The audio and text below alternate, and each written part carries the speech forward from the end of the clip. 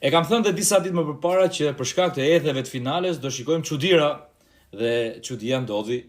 Çifti Egli dhe Gjesti u lidhen më në fund, u lidhen dhe në këtë rast fitoi Egli, sepse Egli, pavarësisht se tha atëherë që shiko unë kam marrë për të vënë dinjitetin tim në vend, në fakt dinjiteti pas ka qenë për të lidhur me Gjestin dhe një farë mënyrë e ka detyruar djalin që të lidhet me të.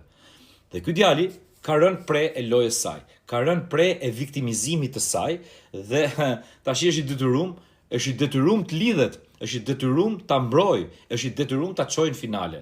Dhe është i detyruar sepse i dhimbset, jo se e do, po se i dhimbset. Por në një farë mënyrë këta të dy janë të lidhur tashmë. Dhe në fakt e pati thënë Rozana para një jave që ta mbajnë mend kur të lidhet Gjesti me Eglin, sepse po vjen finalja dhe është Egli ajo që ka frikë, se Gjesti e ka një vend finale. Po është një vend tjetër që diskutohet prej 5 personazheve tjerë. Dhe ajo që ka frikë që del apo s'del në finale është Egli. Dhe Egli është ajo që e kërkon me ngulm këtë dhe ai ky po i përshtatet dhe ky po bjen direkt në lojën e saj.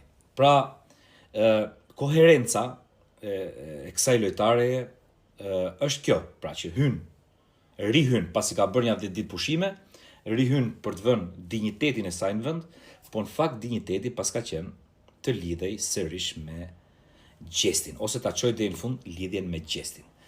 Nga ana e tij Gjesti ka nevojë për një krah, për një partnere, sepse kështu e ka në momentin që doli Egli, Gjesti qet kështu sigurisht e pa një krah, dhe Egli nga ana e saj ka nevojë për Gjestin, ka nevojë për ndihmën e Gjestit për të shkuar në finale. Tani të shohim se ç'do ndodh nesër.